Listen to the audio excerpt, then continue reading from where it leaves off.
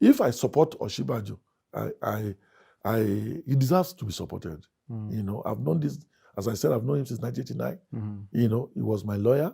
He was the lawyer. He was on the governing board of my company. And in 1999, when Bola Ahmed Tinubu, when I worked for Bola Ahmed Tinubu to become governor, he asked me, do you know of someone who would be a good attorney general? I want to fight Obasanjo on this issue of federalism. And I said, I have a lawyer who is brilliant, who is smart, who is principled. And he said, go and call him. Myself and Bayo Ononuga, we went to call him. We sat down with him for 1 hour, talking about federalism and what needed to be changed. And he said, well, that's my man. And he made him. And the man, for 8 years, proved himself. And I was happy, and I was vindicated. So, and I now have to come and work with him, and I see the way he works, day and night, committed, not asking for things for himself. Committed to the people, committed to Nigeria. So for me, and well educated, can stand his own anywhere in the world. Comfortable with the young as is with the old. Comfortable with new technology. And always coming out with solutions to problems. Mine, I mean, it doesn't cost me anything to align with such a person. What am I looking for in life? I'm looking for a better society. I'm looking for, a society where everybody can realize, themselves. I'm looking for a society where people do not pile all of the resources of a country into their personal accounts. So if I see somebody who has all of those attributes, I have the right to support that kind of person. Right. Yeah. So if Osinbajo declares tomorrow that he's running, I will have no apology. I will support him and I will work for him. Right. Right.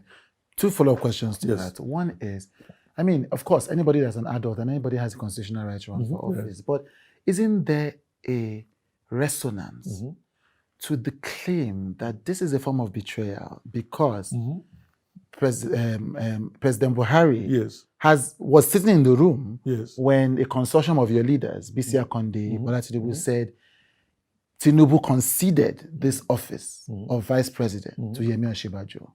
And if that is the case, isn't it just a matter of decency to say, okay, if this man could sacrifice for me, maybe one good turn deserves another on a personal level? Well, I don't see governance in that patronizing way.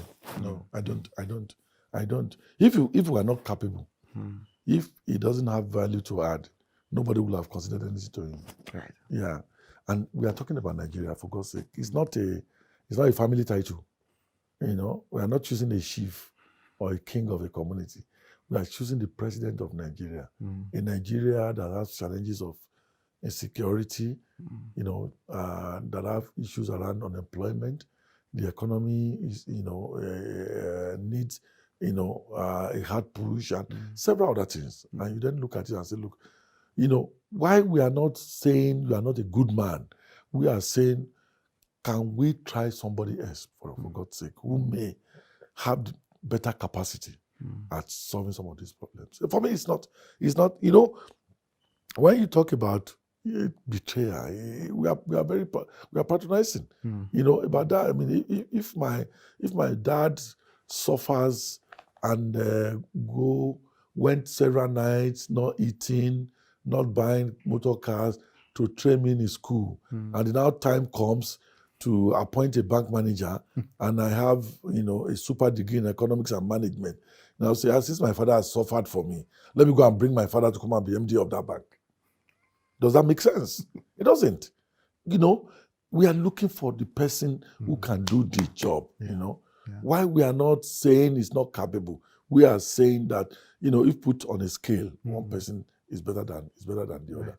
Yes. And if President Buhari, who has been quiet so far, characteristically, right, and who was present at that big, political jamboree, and who Tinubu was the first person Tinubu informed of his aspiration openly. Yeah, this last one. If President Buhari says, okay, Tinubu is who I am supporting, will you fall in line? Never. Take that from me. Write it down today. I'll go back to the farm. Yeah, that's me. If I don't believe in you, I will not work for you. I will not work with you. Finally, 2023. Yes. I always joke that every year in Nigeria this election is the make or break election. Nigeria will remain. So you have faith that this will be certainly. a peaceful transition. I do have faith. Right. I do have faith. That this will be a peaceful transition. It will be. It will come and go. A new president will be elected, and there will be the governance will continue. You know, it's people will drum up so much noise and create hysteria and all of that. Yet everything will still be in place. Yeah, and go on. Thank you so much. Thank you.